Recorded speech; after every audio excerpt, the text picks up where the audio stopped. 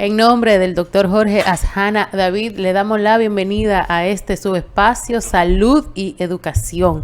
Hoy el doctor Jorge Asjana no pudo estar con nosotros, pero se excusa y les envía todo su cariño. Así que hoy vamos a conversar sobre, educar sin descuidarse, el desafío del equilibrio emocional en la docencia, y para ello contamos con la presencia de la doctora Ana Jacqueline Ureña. La doctora Ana Jacqueline es psicóloga general, tiene un doctorado en Psicología Educativa y Desarrollo Humano por la Universidad de Valencia en conjunto con la Universidad Autónoma de Santo Domingo. Igualmente tiene el título de Suficiencia Investigativa DEA de la misma universidad. Tiene una maestría y especialidad en Psicología Organizacional de la Universidad Autónoma de Santo Domingo. Su más reciente es la maestría en Psicología Clínica de la misma universidad. No para de estudiar esta mujer. Ana Jacqueline es coautora del capítulo 8 del texto Burnout en profesores universitarios dominicanos y su relación con la satisfacción laboral, del libro Psicología del Trabajo, autoría de Luis Felipe Uribe Prado, que publica la editorial Manuel Moderno en México. Igualmente ha escrito varios artículos para revistas indexadas y ha participado como facilitador en diferentes congresos, seminarios, cursos, talleres a nivel nacional, y ha recibido diferentes reconocimientos por su labor académica e intelectual. Pero nosotros no podemos quedarnos únicamente con la formación académica de Ana Jacqueline, sino que la vamos a relacionar con la palabra diaria. Y la palabra diaria tiene para nosotros hoy en el Salmo 119, en el versículo 105, lámpara es a mis pies tu palabra y luz a mi camino, ¿no? Una frase que indica que la palabra de Dios ilumina el camino del creyente y que la lectura y recurrir siempre a la palabra de Dios es una manera de conciliarse consigo mismo, de conciliar los diferentes aspectos de la vida cotidiana. Nosotros vamos a una pausa, pero cuando regresemos vamos a conversar con la doctora Ana Jacqueline Ureña sobre educar sin descuidarse, el desafío del equilibrio emocional en la docencia. No se me van de ahí, que ya volvemos.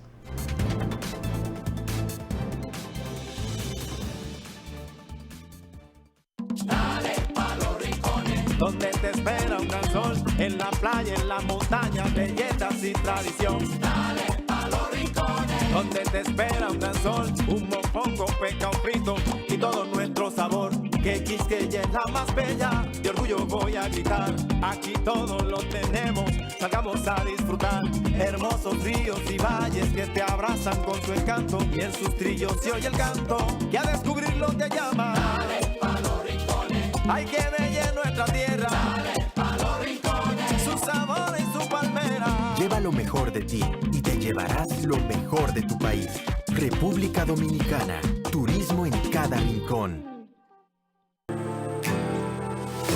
A la hora de hacer turismo interno o internacional, ya tienes la opción. Jack Viajes y Turismo te ofrece lo que necesitas para ti. Tours personalizados, familiares y paquetes para empresas. Viaja con nosotros y pregunta nuestras ofertas para tus mejores vacaciones. Estamos ubicados en la calle Primera, esquina Cuarta, Jardines del Sur, Distrito Nacional, con los teléfonos 809-712-6018 y 809-963-6120. Jack Viajes y Turismo, una agencia de la empresa Dominican Chemali Investments. Hola, soy la República Dominicana. Soy el merengue que mueve tus pasos y la bachata que despierta tus recuerdos. Soy la tambora que late con el corazón del pueblo. Soy el sabor de un sancocho compartido, el azul que abraza la bahía de Samaná con sus majestuosas ballenas y las aguas cristalinas que besan las arenas de Cabo Rojo. Aquí, el turismo no es solo un destino, es un ritmo, un llamado a descubrir, a respetar, a sentir. Porque cada sonrisa que encuentras, cada rincón que exploras, es un pedazo del alma que cuidamos con esmero. No vengo solo a sorprenderte, vengo a contarte que quien llega no solo se lleva recuerdos, se lleva un pedacito de nuestra esencia que lo acompaña para siempre. República Dominicana, reservada para el mundo. Banreservas, firme aliado del turismo dominicano. En el INAIPI, cada paso, cada abrazo y cada sonrisa de un niño y de una niña se convierten en un estímulo para seguir trabajando en favor de su bienestar y su desarrollo integral. Contribuimos a formar hombres y mujeres plenos, sanos y felices a través de la atención y los servicios de calidad que incluyen estimulación oportuna y educación inicial, salud y nutrición, registro de nacimiento, la protección contra el abuso y la violencia, el acompañamiento a las familias y la participación de la comunidad. Por estas y otras razones, podemos decir que en República Dominicana, ser niño y niña nunca fue mejor.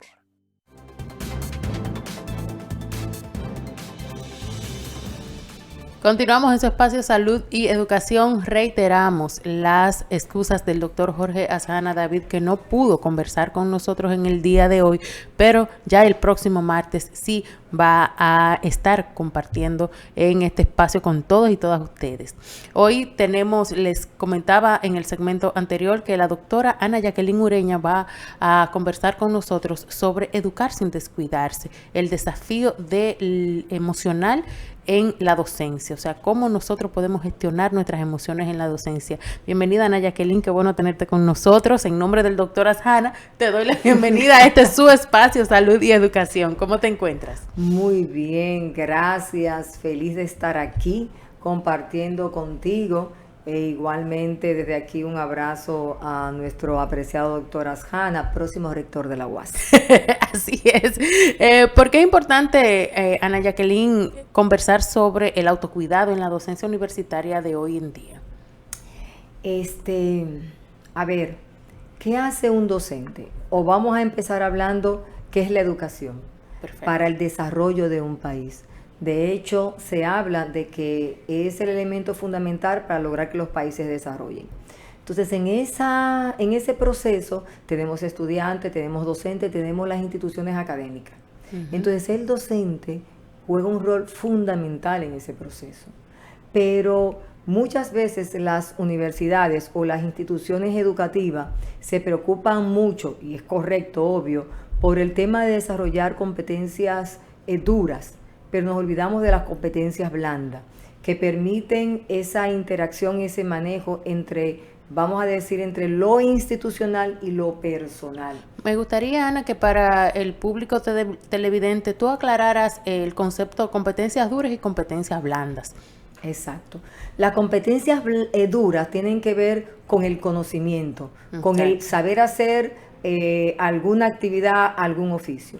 Las competencias blandas tienen que ver con el ser del ser humano, la empatía, la comunicación, la resiliencia, todas esas cosas. Entonces, muchas veces las instituciones se preocupan, reitero, correctamente, por buscar y procurar que el docente desarrolle esas competencias duras, por darle esa capacitación, ese conocimiento extra que es necesario. Pero por lo regular se olvidan de la otra parte, que es tan importante para que este docente tenga un buen desempeño, se involucre de manera satisfactoria en el quehacer cotidiano de su labor docente. En función de tu experiencia, Ana, ¿cómo tú ves el perfil docente de la República Dominicana a nivel superior? ¿Cómo tú lo describirías? ¿Cuál es ese perfil, digamos, emocional? Sí, realmente, por ejemplo, en mi tesis doctoral, que trabajé el burnout en docentes de nuestro país. ¿Cuál fue tu tema de tesis doctoral? Síndrome de burnout en profesores universitarios, vinculando la variable de satisfacción y desempeño docente. Okay. Entonces, no hay muchas investigaciones. Sí, ciertamente hay entre un 30 a un 50% en sentido general a nivel de países de Latinoamérica, obvio. Hay una realidad en ese manejo de ese autocuidado o de ese estrés. O sea, es una realidad, está ahí. Por suerte, hay muchas cosas que... ¿El síndrome de burnout tú lo puedes describir para nuestro televidente, por favor? Claro que sí. El síndrome de burnout es un estrés crónico que en el tiempo, de manera reiterada y prolongada, lleva a las personas a desarrollar o a manifestar alguna de sus dimensiones, tenemos la primera dimensión, que es el agotamiento emocional. Okay. La segunda dimensión, que es la despersonalización. Y la tercera dimensión, que es la baja, podemos decir que la baja eficacia personal.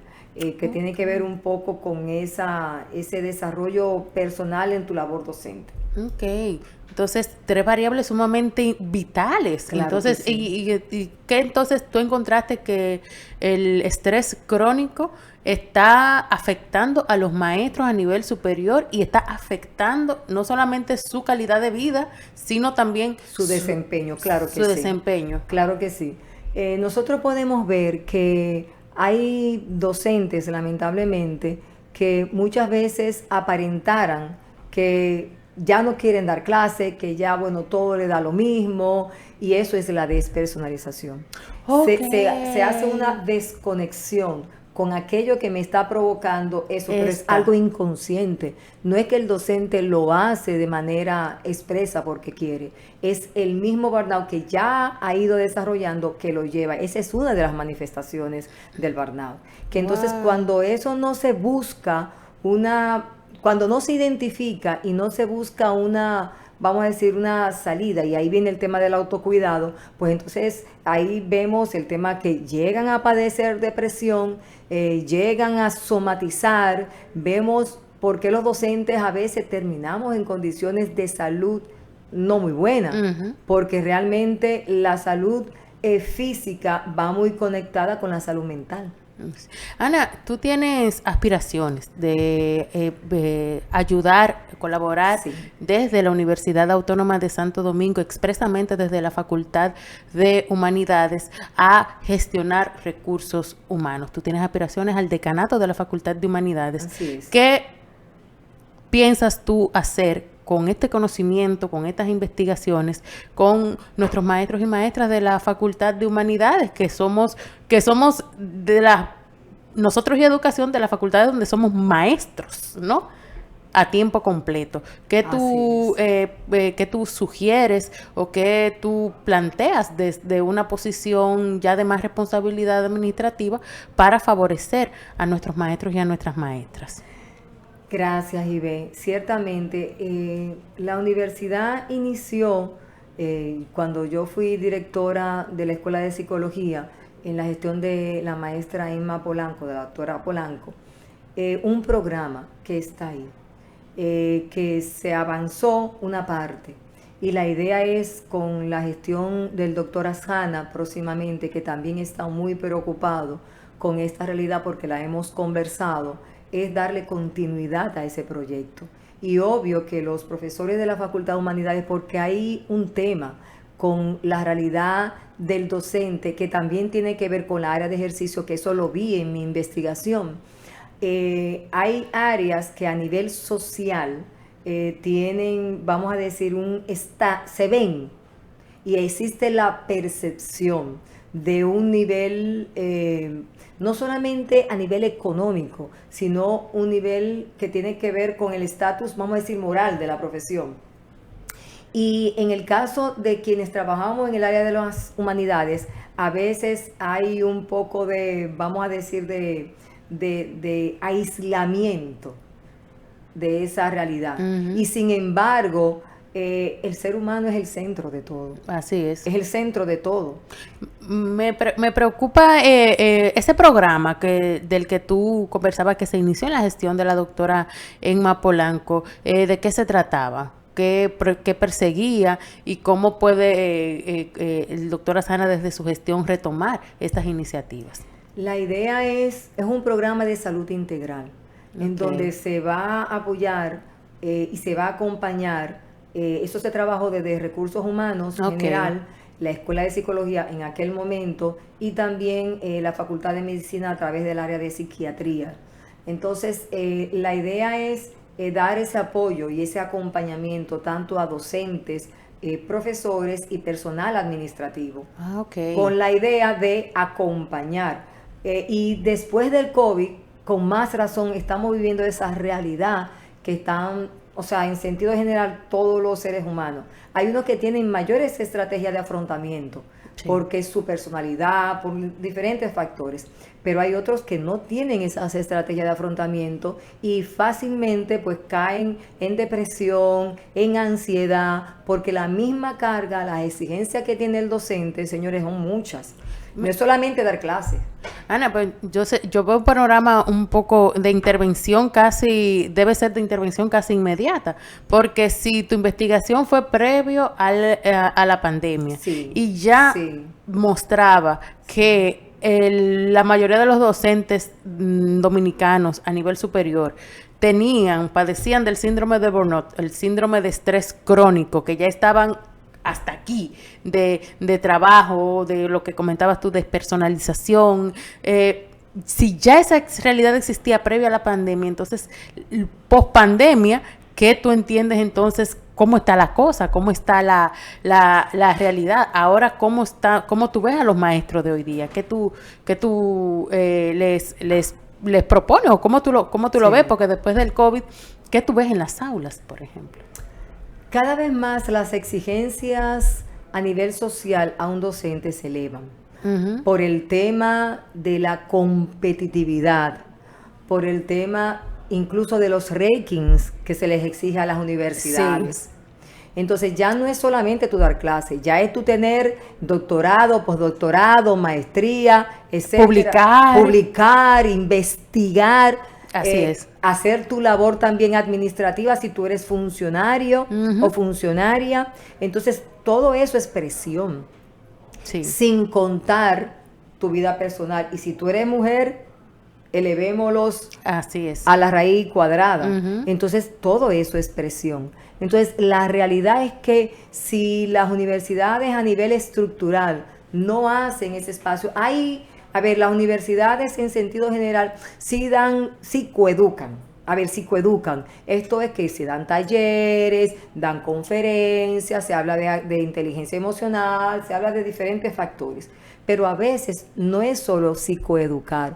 Tiene que haber un espacio donde el docente se siente en confianza de ir. Es delicado, porque ahí viene el tema del estigma de la salud mental y de que cómo va a ser que yo voy a decir que tengo depresión, cómo va a ser que yo voy a decir que no puedo dormir, cómo va a ser que yo voy a decir que me siento presionado. O sea, hay un estigma con la salud mental. ¿Tú crees que el estrés crónico o que el docente esté estresado se ha normalizado de alguna manera en la academia dominicana?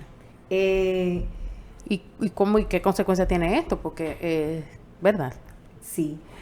Realmente, quizás más que estamos viviendo en automático.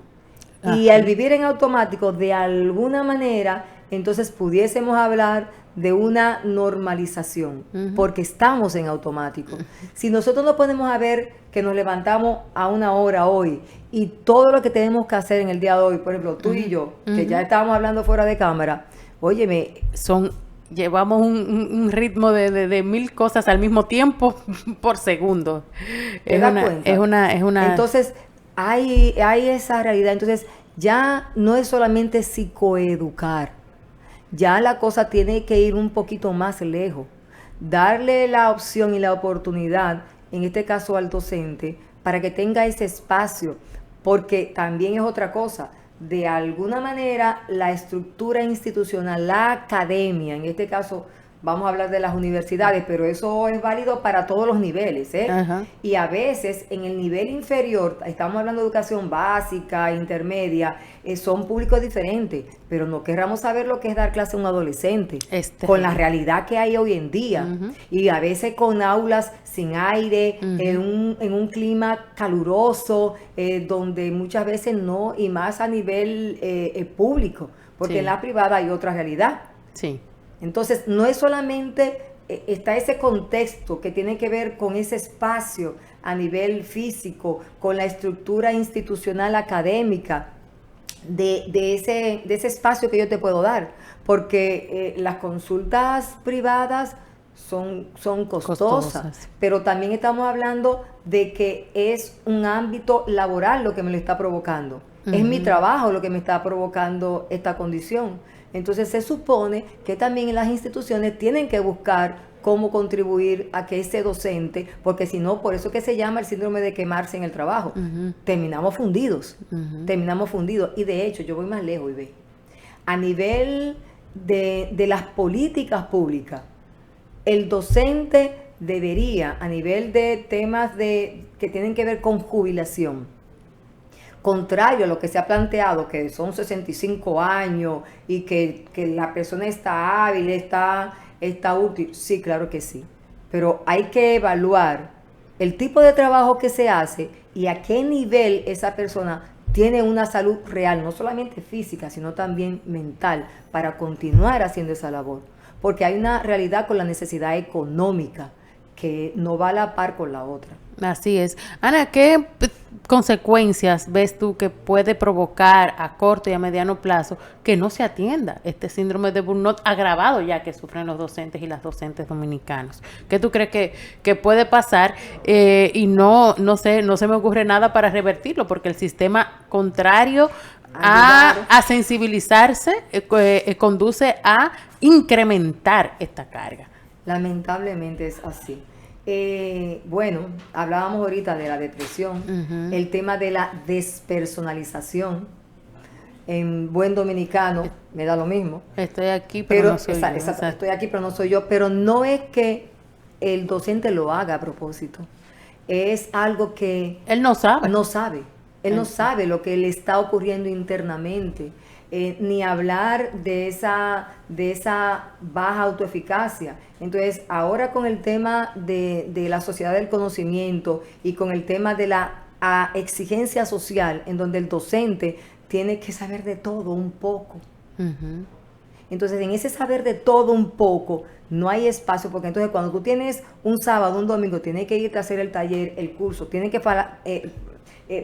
comenzar a prepararte, y eso te va agregando y en la medida es como cuando tú le vas echando piedras a un saco. El saco se va haciendo cada vez más pesado. Entonces, depresión, ansiedad, el tema de somatizar enfermedades que tengan que ver con esas manifestaciones fisiológicas, infartos, ¿sí? Temas de presión alta, Ana, innumerables. Ana, quiero que cerremos este espacio ya, recordando que Ana Jacqueline tiene un programa de salud integral desde la Facultad de Humanidades por implementar, acompañada del doctor Jorge Azana David en la próxima gestión universitaria. Así que a todos ustedes, muchísimas gracias por acompañarnos y los esperamos en otro Salud y Educación el próximo martes a las 11:30. Aquí vamos a estar.